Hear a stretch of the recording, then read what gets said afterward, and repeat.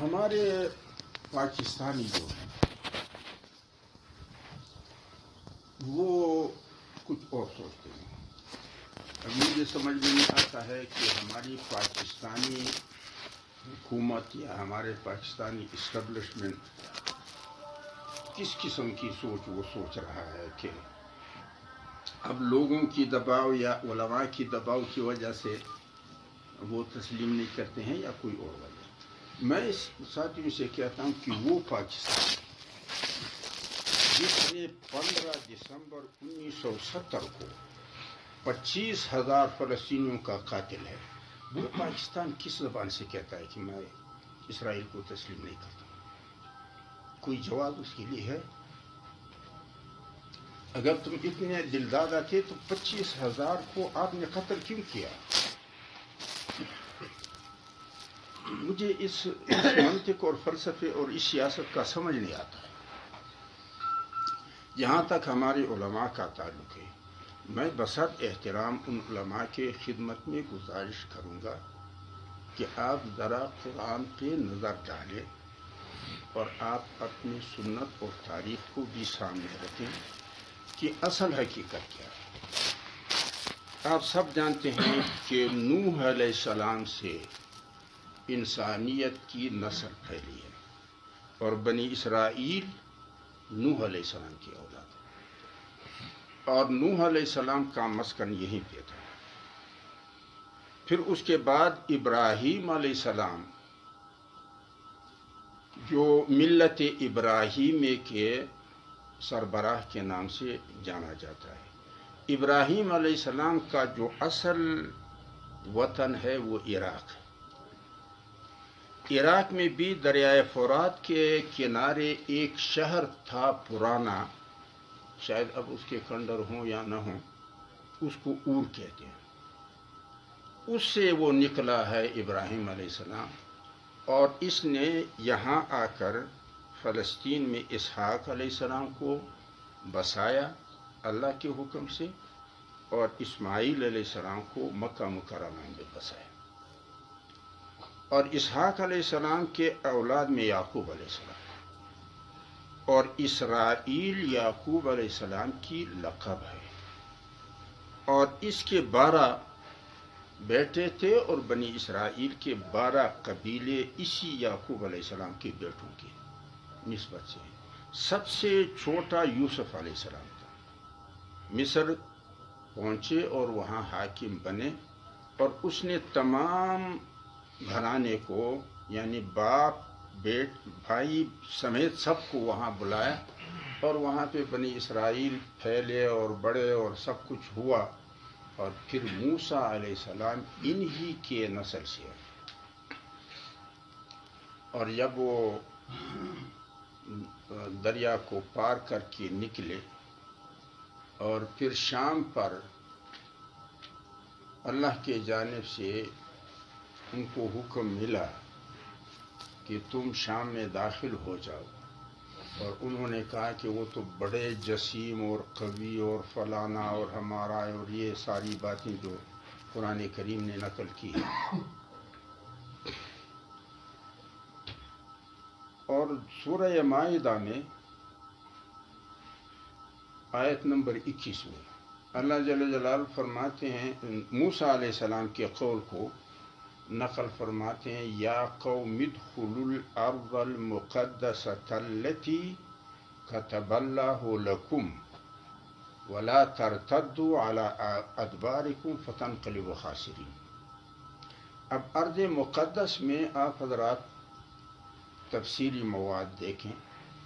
ارض مقدس کے بارے میں جو مفسرین کے آراء ہیں، بعض کہتے ہیں ارض مقدس جو ہے وہ بیت المقدس ہے، بعض کا خیال ہے کہ دمشق، فلسطین، اردن یہ ارض مقدس ہے، بعض کہتے ہیں کہ دریائے فرات کے کنارے سے لے کر کے صحرائے سینا کا جو آخری کنارہ مصر کے سرحد سے لگتا ہے، عریش جو اس کا ایک علاقہ ہے، اس حد تک یہ ارض مقدس ہے. بعض کہتے ہیں کہ کوہ طور کا آس پاس کا جتنا بھی علاقہ ہے یہ ارض مقدس ہے. بعض کی رائے ہے کہ ابراہیم علیہ السلام جب اس خطے میں تشریف لائے تو اللہ کی جانب سے ان کو حکم ہوا کہ لبنان کے پہاڑ کی چوٹی پہ کھڑے ہو کر آپ آس پاس نظر دوڑائیں، تمہارے حد نظر تک جتنا بھی علاقہ ہے یہ آپ اور آپ کے اولاد کا مسکن ہے۔ اور پھر کتب اللہ لکم کے بارے میں مفسرین فرماتے ہیں کتب یعنی تمہارے حصے میں ہے، تقسیم میں تمہیں ملا ہے۔ بعض کہتے ہیں کتب کا معنی ہے لوح محفوظ میں تمہارے نام لکھا گیا ہے۔ تو اب اس کا پھر ہم کیا تعویل کریں اگر یہ مانی؟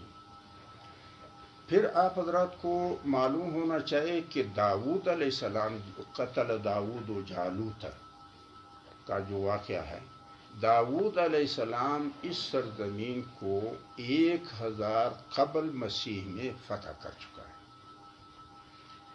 اور 960 میں داؤد علیہ السلام نے جب فتح کیا تو یعقوب علیہ السلام تو پہلے سے یہاں پہ تھے یروشلم میں۔ یہ یروشلم کا اصل نام جو پرانے زبان میں اور سالم ہے۔ اور کا معنی شہر، سالم کا معنی امن، یعنی امن کا شہر۔ پھر اور شالم ہوا، پھر اب یروشلم ہے یعنی امن کا شہر۔ یعقوب علیہ السلام نے یہاں مسجد کی بنیاد رکھی تھی ادھر، اور پھر اس کے بعد جب داؤد علیہ السلام آئے تو یہ جو ہیکل سلیمانی کا نام لیا جاتا ہے اس کی بنیاد ابتدائی طور پہ داؤد علیہ السلام نے رکھی، اور اس کی تکمیل 960 میں سلیمان علیہ السلام، 960 قبل مسیح میں سلیمان علیہ السلام نے کہا۔ اور پھر بنی اسرائیل، سورہ بنی اسرائیل کی آیت نمبر 2 سے لے کر کے پتہ نہیں 7 تک ہے یا کتنی آیتیں ہیں، اس میں اللہ جل جلالہ بیان فرماتے ہیں کہ تمہاری بدعمالیوں کے نتیجے میں سزا کے طور تم 2 دفعہ بغاوت کرو گے۔ فلما جاء وعد اولاہما بعثنا علیکم عبادا لی اولی بأس شدید فجاسوا خلال الدیار، وہ کس طرح کی ہے؟ وکان وعدا مفعولا، یعنی تم 2 دفعہ بغاوت کرو گے، ایک پہلی دفعہ پھر دوسری دفعہ۔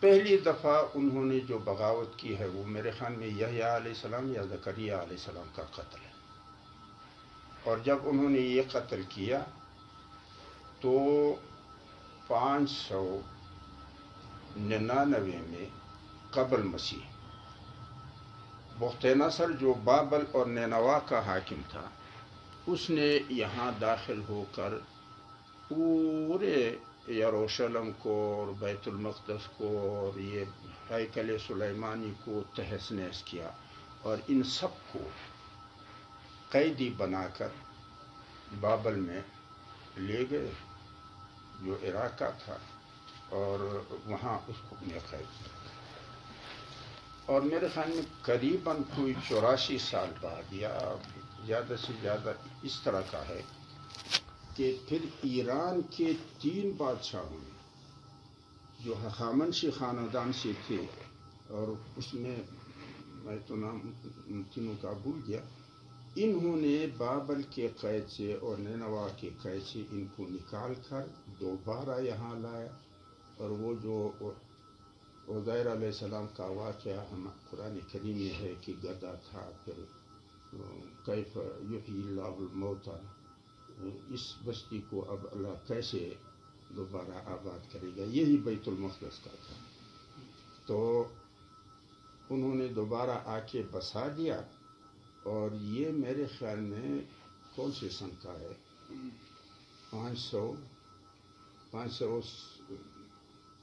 399 میں، شاید 399 میں بخت نصر ہے، اور 332 اور 320، بہرحال یہ پہلا انقلاب ان کا تھا۔ پھر انہوں نے آ کر کے یہاں بسایا، اور 66 قبل مسیح سے لے کر کے 51 قبل مسیح اور پھر 70 قبل مسیح، یعنی مسیح علیہ السلام جب مبعوث ہوئے اور نبی بنے تو اس کے 70 سال یعنی 70ویں سال میں یہود نے اس کے خلاف قتل کا اقدام کیا، اور اس کے نتیجے میں اللہ نے ان پر پھر مسلط کیا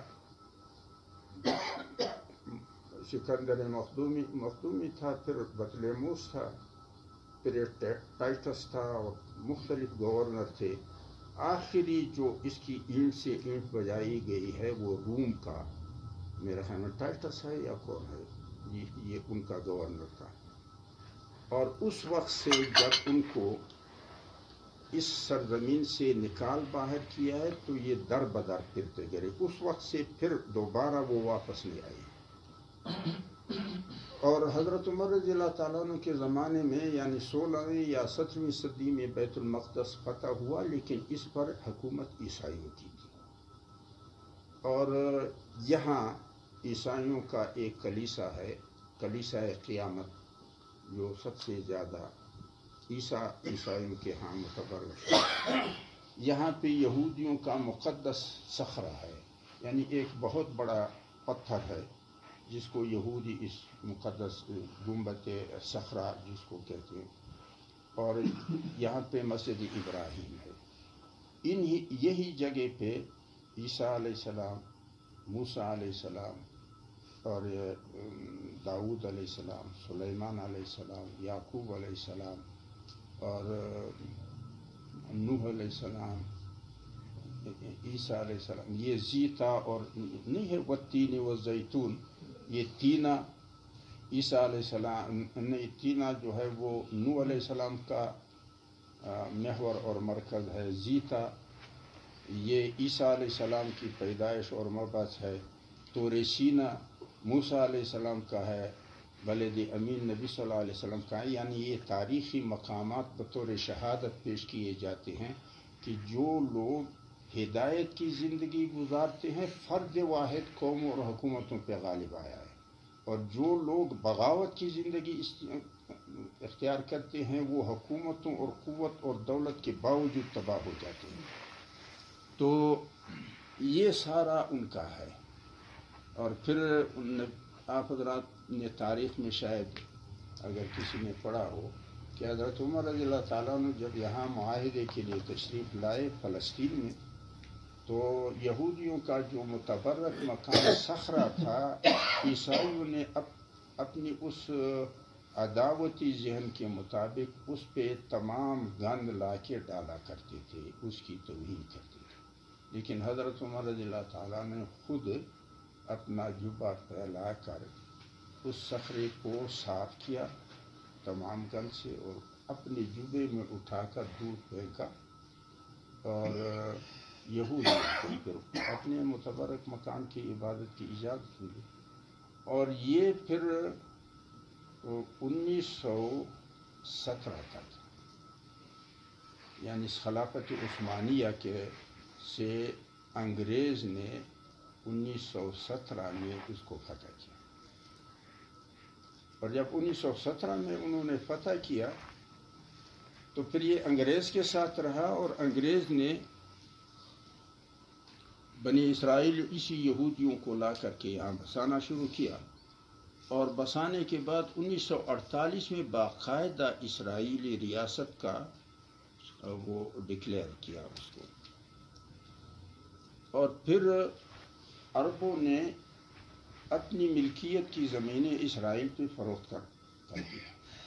1917 میں انگریز نے اس کو فتح کیا، اور ہندوستان کے غالباً مفتی کفایت اللہ صاحب نے یا کوئی اور حضرات نے بھی فتویٰ یہ دیا تھا کہ سیاسی طور پہ فلسطین کی زمینوں کو اسرائیل پہ فروخت کرنا ممنوع ہے، لیکن عرب مفتی حضرات نے فتویٰ دیا کہ زمین کا مالک اپنی ملکیت چاہے کسی پہ بھی فروخت کرے، اس کی کوئی ممانعت نہیں ہے، لہذا عربوں نے اپنی زمینوں کو اسرائیل پر فروخت کیا۔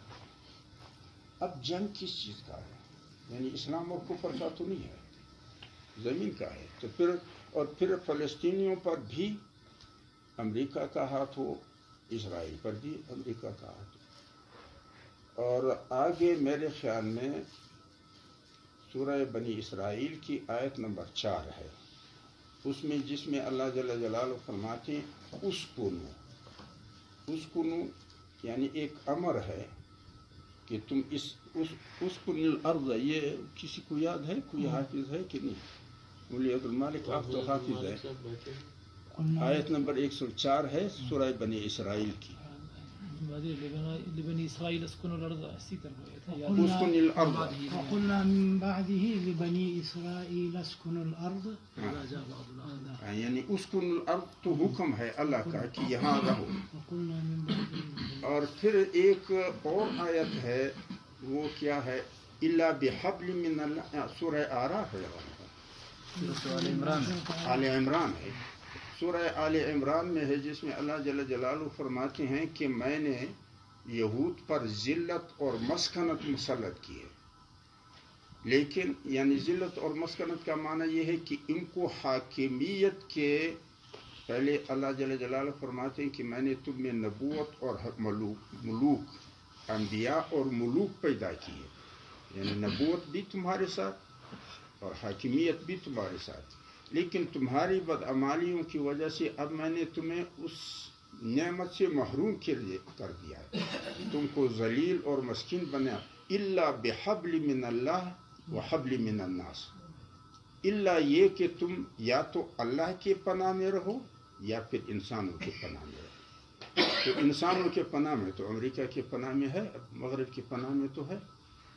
تو اس لیے میں سمجھتا ہوں کہ علماء کو قرآن و سنت کی روشنی میں اس چیز کو جذبات سے ہٹ کر، سیاسی نعروں سے ہٹ کر دیکھنا چاہیے کہ کیا ہے اب، یعنی جنگ کس چیز کا ہے. اب 1917 میں انگریز نے اس کو فتح کیا ہے، اور پھر انگریز ہی کے پناہ میں یہ اسرائیل کی سے فتح کیا ہے مسلمانوں سے. یہ انگریز نے مسلمانوں سے فتح تو اور کسی کا خلافت عثمانیہ سے تو لیا.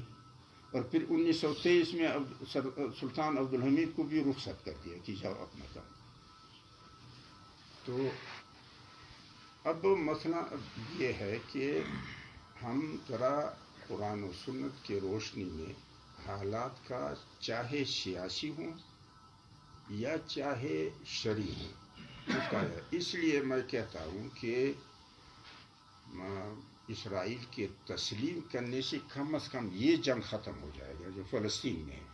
اگرچہ میں نہیں سمجھتا ہوں کہ جنگ ختم ہو جائے گا، جنگ جاری رہے گا، لیکن اس کا رخ موڑ دیا جائے گا.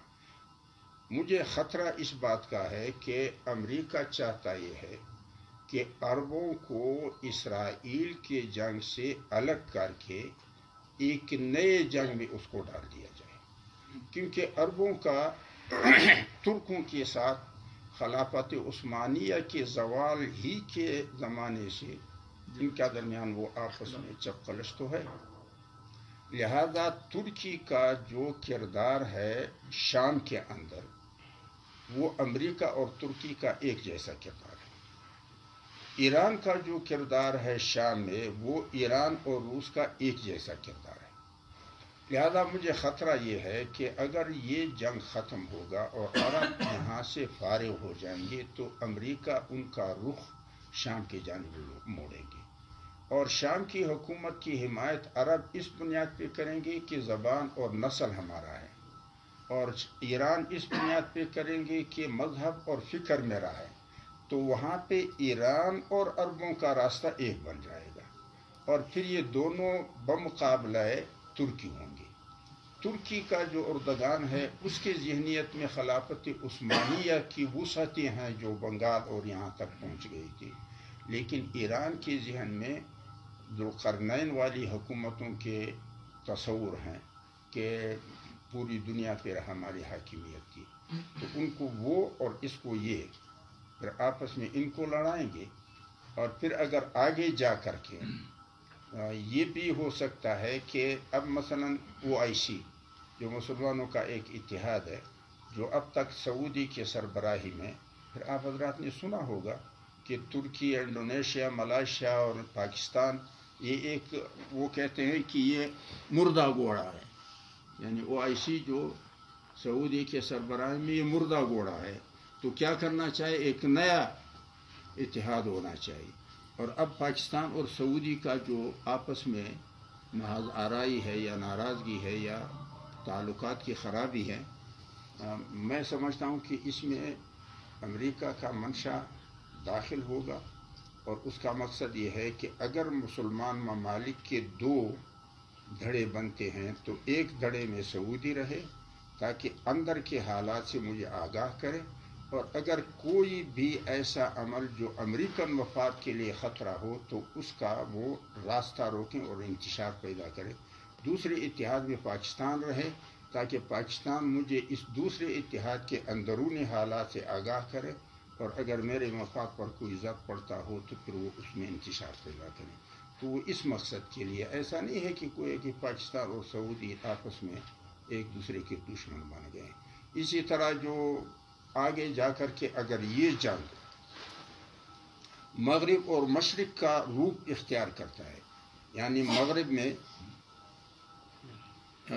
امریکہ، برطانیہ اور فرانس ہے، یا شاید اب امریکہ تنہائی پہ جا رہا ہے، تو دوسری طرف پھر مشرق میں چین اور روس ہوگا. تو اگر چین اور روس ہوگا تو پھر ممکن یہ خطرہ اس بات کا ہے کہ ایران، چین اور روس یہ ایک بلاک بن جائیں اور ترکی اور امریکہ یہ دوسرا بلاک بن جائے.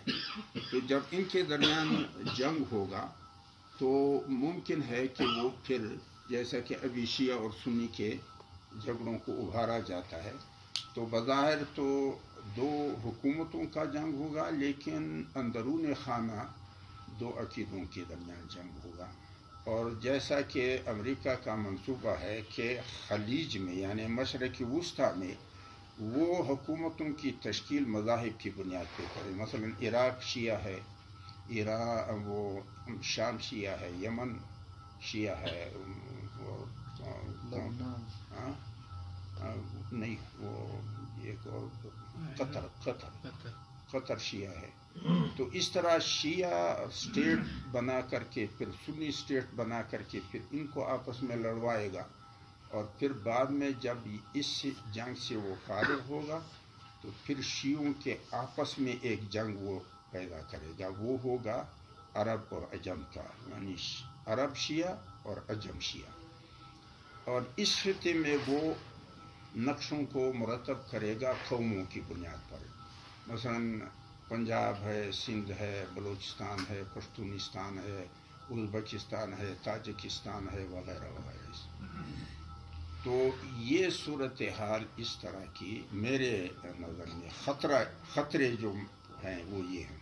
لہذا اس صورتحال میں جو سالم راستہ ہے وہ یہ ہے کہ تمام حکومتوں سے کہا جائے کہ بھائی اگر تم نے ملک توڑنا ہے تو ہم بچانے کی فکر میں نہیں ہے، نہ بچا سکتے ہیں، اور اگر تم نے بچانا ہے تو ہم توڑنے کی فکر میں نہیں ہے، نہ توڑ سکتے ہیں. لہذا ہم آپ کے کسی بھی عمل کے راستے کی روکنی ہے، خدا کے لیے ہمیں نہ مارو، ہمارا خون نہ بہاؤ، ہمارے عزتیں نہ لٹاؤ، ہمارے آبادیاں نہ اجاڑو، لکیریں تم اس طرح مارتے ہو یا اس طرح مارتے ہو، تمہاری مرضی. واحد راستہ یہ ہے کہ جنگ نام کی کوئی چیز اس خطے میں نہ ہو. اس لیے تو میں کہتا ہوں کہ نہ اسٹیبلشمنٹ سے لڑو، نہ اسٹیبلشمنٹ کے کہنے پر لڑائی کرو، دونوں نہ کرو. یہاں بھی لڑو، ان کے لیے بھی نہ لڑو. لڑائی نام وہ ہمارے پشتو میں ایک کہاوت مشہور ہے، وہ کہتے ہیں تور توپک مد خلص مد خلص، یعنی بندوق کا نہ نالی میرے طرف ہو نہ بٹ. جب بٹ میرے طرف ہوگا تو دوسروں کو ماروں گا، اور اگر نالی میرے طرف تو دوسرا مجھے مارے گا. تو یہ صورتحال جو فلسطین کے بارے میں ہے، پتہ نہیں، میں آپ حضرات کو اگر کوئی اور